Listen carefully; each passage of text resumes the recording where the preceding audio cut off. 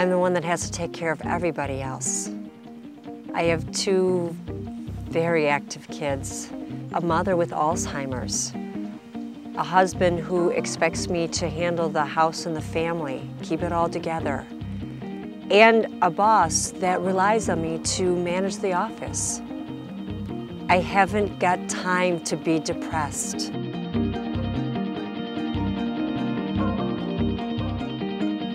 I guess I should feel lucky. I didn't completely lose my job, but my company was downsized and re-engineered. I was demoted, and now I'm only working part-time. I couldn't shake that feeling of gloom and doom. And sleep, forget about it. I would toss and turn all night, then I would get up and turn on the TV and watch infomercials all night. I didn't have any interest of seeing family or friends. People would call, and I would make excuses, or either I would let the message go to voice. I just didn't care. Everything hit me all at once. Lost my job, my house is in foreclosure. My wife said she had enough. I was staying at my buddy's house temporarily. He'd go off to work during the day. I'd sit around and drink beer day and night. You could say I was pretty loaded most of the time. Well, he told me it's about time for me to get my own place. He also thought I needed to get my life back and to get my drinking under control. I didn't know where to start. Depression is real. The symptoms are worsened by stress. Many of us are facing a large number of stresses at the current time. But remember, depression and stress are highly treatable. We have produced this short video series to help you learn more about depression. This segment focuses on how to get help. Depending on where you live and what your insurance covers, it is often hard to understand what services are available, where they are to be found, and what the eligibility requirements are. Let's listen in on how some others have gotten the help that they needed. My sister told me about 211. Said she heard about it at work. I was amazed. I just started rambling on the phone and they helped me sort out where I could find the help I needed.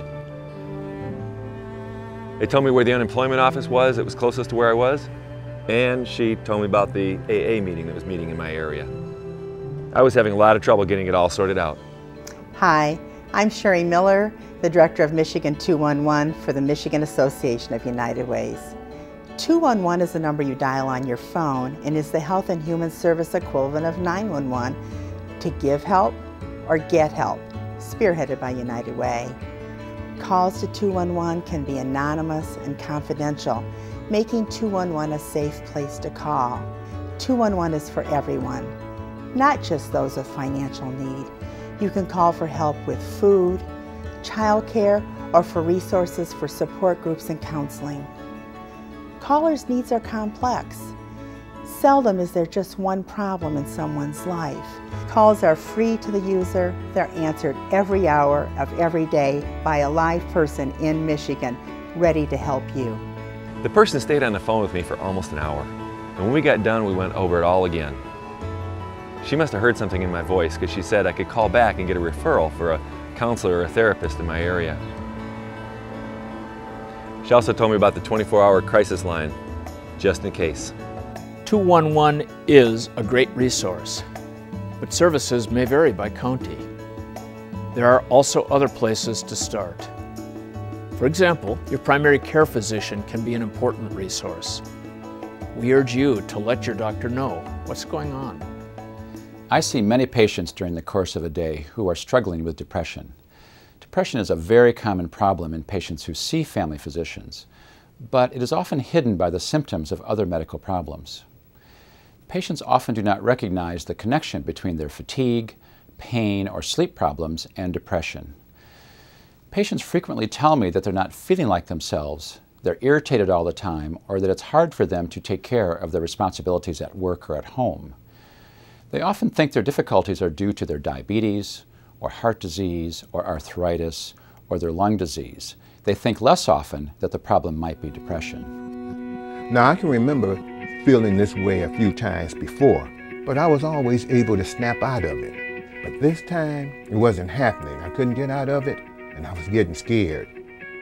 So one Sunday, I forced myself to go to church. And for some reason, I hung around after the service so that I could talk to the minister. And what he suggested was that I make an appointment with my family doctor and get a complete checkup. Now, my doctor checked me out, and when she was finished, she told me I may want to consider taking medication for my depression. Now, I flat out refused that because I don't need medication. I'm not crazy. But then she explained that I had all the classic symptoms of depression and that medication may be able to help me feel like I did before. I can provide the best care for my patients only when they are able to tell me everything that they are experiencing. So please tell your family physician how you are doing in all aspects of your life. Sometimes I may make an initial evaluation and suggest that the patient simply come back again in a week or two. Sometimes, after I hear what's going on, I might want to prescribe an antidepressant medication. And sometimes I may suggest a referral to a therapist to provide more supportive and therapeutic counseling. But the most important thing to remember is that it always helps to share what's going on, both physically and emotionally, so that your family physician can help you think through the best way to get better. One day my coworker found me crying in the ladies' room, and I couldn't tell her what was wrong. She told me about this therapist at this family service agency that really helped her. At first I couldn't admit that anything was wrong. I've always been able to take care of myself. I was embarrassed. But then it wouldn't go away. And I ran out of excuses. So I made the call. There is help. There are many resources you can tap. It may take some work, it will take some persistence, and no one can promise you that you will find the help you need in one phone call. But we and others want to assist you in getting the services you need. Good treatments are available. Go, get some help. You will find the services that you need. This doctor told me that sometimes a chemical imbalance in the brain can cause depression. So don't be afraid to seek medication to help you with the depression. I know it helped me.